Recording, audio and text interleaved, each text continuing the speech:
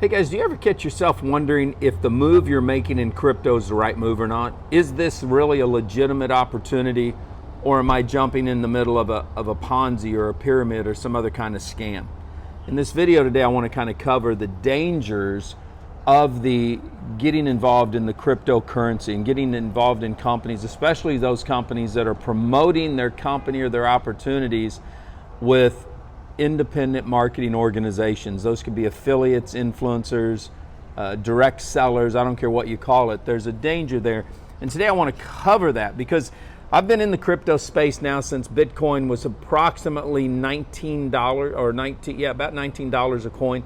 I'll disclose that I'm in the middle of a project. I'm a principal in a project where we've got a DAO, we've got a blockchain, we've got stuff non-MLM. There's nothing, we're not promoting outside this. We're building something in the public relations and the news business.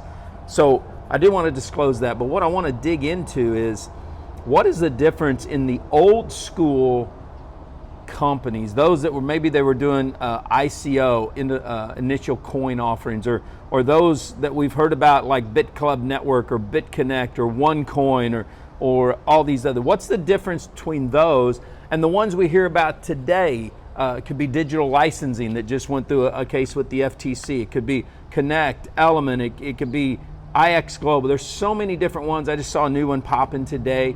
How do you know the difference? How do you know if it's okay? What is it that you should be looking for as the consumer saying, hey, is this something that's right for me? Should I be out there buying coins, buying tokens? Should I be buying a mine? Should I be buying a node? What is it that you should be doing? And I want to cover in this video some of that. And then if you go and read the article will be up. Matter of fact, I'll put this article up on talkgigs.news and I'll put it on talkcrypto.news. I'll put it up on both of those sites. You guys can go look at it. We're going to put a lot of information, educational, because my goal today is not to say this company's bad or that company's bad. There are critics out there that want to play Monday night coach, if you will, on this stuff. And sometimes they get it right, sometimes they get it wrong. They only have to get it right half the time. My goal is to say, let's look at something that is here. Let's look at pre-COVID era, okay? Back then, most of these companies, they were really non-decentralized, okay? They were being controlled by a group or an individual. They would pretend that things were going good. They would build out these back ends. They would put up fake numbers. OneCoin is probably the largest of that, and we're going to do an update on OneCoin here not too long, showing how many people have gone to jail, who's still out there, what really happened, because that's going to be a good premise of what you've got to look at. We may do BitConnect and BitClub Network as well, so that you can see the difference between the old days and today, so you can see the difference of what is okay and what isn't. And I'm going to give you a little things, some of the stuff that you can look at right off the bat. If you're told, hey, give us your money, we're pooling your coins with everybody else's, and you've got a lock-in of 6 months, 9 months, a year, you need to run from that. That is not legitimate in the United States at all. Matter of fact, it's not legitimate probably in the G7 countries. Definitely not North America, Australia, the UK. They just don't allow that. So you need to run if it's a pool of money. Another thing you need to run from is if you've got to give your money to the company itself, even if it's in your own individual account. If they say, look, you put it in this wallet with us and we're locking it up and you can't withdraw, you don't want to do that either, okay? That's a no-no. And this probably goes with Forex as well, not just crypto, but any high risk, what we call HYPEs, high yield investment program. Anything like that you want to be cautious of. I'm not telling you that matter of fact, in most cases, I would say they're not doing anything malicious or intent driven. Are there some that are just bad apples? Absolutely. There's some people, probably 20% more mixed up than I am, and sometimes I'm a little crazy. So you've got to look at it like that. You've got to understand where it is that you're looking at. But something that we see today, and we just saw this really come in prevalent in probably post-COVID, from the end of 20 to I think the last case I looked at was in June, where it was settled.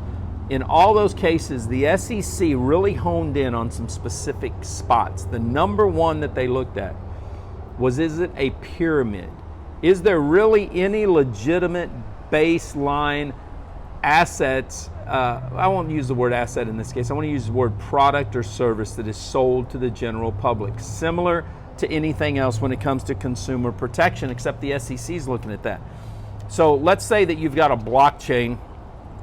I'm going to use, let me use DebtBox and Digital Licensing Inc. because they're the ones with the SEC. They actually had several projects going on that were validated products. They had a bottling company, they had some oil wells, they had some contracts with third world countries, I think, for oil and stuff like that.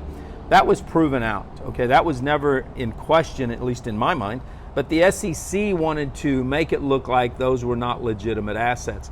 They were assets. You can go and study this on the internet, see how they were doing this, but basically that's what was fueling the rise and fall on the general exchanges for their coins or their tokens. So, you know, that was something that we see new. We see that as fresh. We see that as, okay, that isn't a pyramid. There's actually, you can go out and you can buy on the open exchange coins. You don't have to own a node. You don't have to own a mine. You can just go out on an exchange wherever their tokens or coins were being bought and sold, and you could just buy some out of your own wallet. You control it.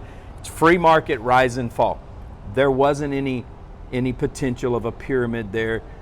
They looked at Ponzi. Well, maybe it's a Ponzi scheme. Maybe the last ones in are paying the first ones out. Well, again, it wasn't like that because they actually had the assets that were helping the rise and fall of the numbers based on coins. I believe they were burning tokens. They were also in the process of building out a top tier exchange. So we look at that and we realize, okay, they overextended. If you read on the internet, you see where the SEC had to pay $1.8 million back for attorney's fees because they lost the case. They've closed that office for the Securities and Exchange Commission.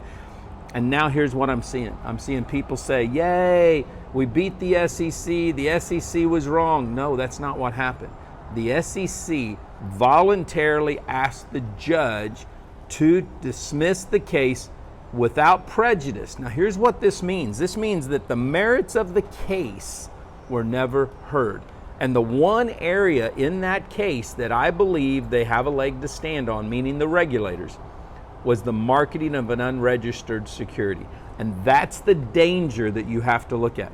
If your company is legit, if you've got some really cool new companies out there, that if you wiped out the marketing arm and you just left these companies out there to stand on their own, that means the projects in which they are actually building their blockchain for, the promotion, the causes, the mission that they're on, valid and very strong, I think, in their own right. I don't think they need marketing organizations. They can do this just like Ripple did or Solana or anything else. In my opinion, that's my opinion. But they want to use marketing arms to do this. So they bring in, they get a lot of good marketers, influencers, affiliates, network marketers, and they push this thing out and they make money off of this, which means, and you guys need to realize this, anytime there's a company that's using a marketing arm, the odds are if you find the same type of company without the marketing arm, your buy-in is going to be smaller. You guys need to realize that. We're all entrepreneurs. We want to make money. So they're going to build in there money for payout to the compensation. Now I think there's a better way of doing that, but I'm not going to disclose that here. I think there's a way you could do this well within the regulations if you knew what you were doing. But I only play an attorney late at night. I'm really just an advisor and a consultant and a risk mitigator. So I understand a little bit about this, but let the legals fight over it. I'm not giving you legal advice today, I'm educating you. If you say, well, Troy, where do you get all your information? Well, I'll tell you what, my two top attorneys are Kevin Thompson and his associate, Clay Brewer, and they both are experts and have been great. They've worked with me, they've worked with some of my clients, we've worked together. They know this stuff, so I listen. I learn a lot. That's where I'm going with this. So you've got to look at, if I'm going to jump into one of these companies, what is my number one concern that I should be looking for? And that is this being marketed as an unregistered security? Could the SEC, could the CFTC, could any other regulation with a 3 or 4 letter word or letters, could they come in here?